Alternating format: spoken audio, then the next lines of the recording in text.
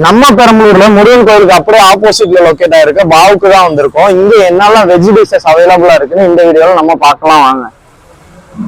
Video ஓடிட்டு தான் இருக்கு ப்ரோ. இப்போ நீங்கள் சஜஸ்ட் பண்ண டிஷ்ஷஸ் எல்லாத்தையும் ஆர்டர் பண்ணியாச்சு.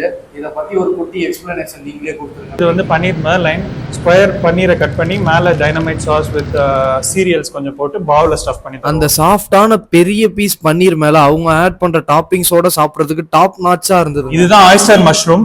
பார்க்கறதுக்கு இந்த மாதிரி இருக்கும். நம்ம யூஸ்வல் மஷ்ரூம்ஸோட இது வந்து வித்தியாசமா பெருசா இருக்கும், நல்ல கிரன்ச்சியா இருக்கும். இதுல என்ன சாஸ் யூஸ் பண்ணிருக்கோம்னா காந்தாரி சாஸ்ன்னு சொல்லிட்டு, இது வந்து ஒரு கேரளா சில்லியோட சாஸ். ரொம்ப ஸ்பைசியா இருக்கும். நல்லா காரமா சாப்பிட பிடிக்கும்னா மறக்காம இதை ட்ரை பண்ணிருங்க. அவ்வளோ ஸ்பைசியா இருந்தது. Korean kimchi fries. இதுல என்னன்னா நம்ம கிம்ச்சிஸ் ஆட் பண்ணிருக்கோம். மேல வந்து சாசஸ் 2 சாஸ், சீஸ் அண்ட் யாங் சாஸ்ங்கிற 2 சாஸ் ஆட் பண்ணி இது செய்யறோம். ஃப்ரெஞ்ச் ஃப்ரைஸ்லேயே கொஞ்சம் டிஃப்ரெண்ட்டாக ட்ரை பண்ணணும்னா இந்த ஃப்ரைஸை ட்ரை பண்ணி பாருங்க. அந்த சாஸ் மிக்சிங்கோட அவ்வளோ சூப்பராக இருந்துச்சு.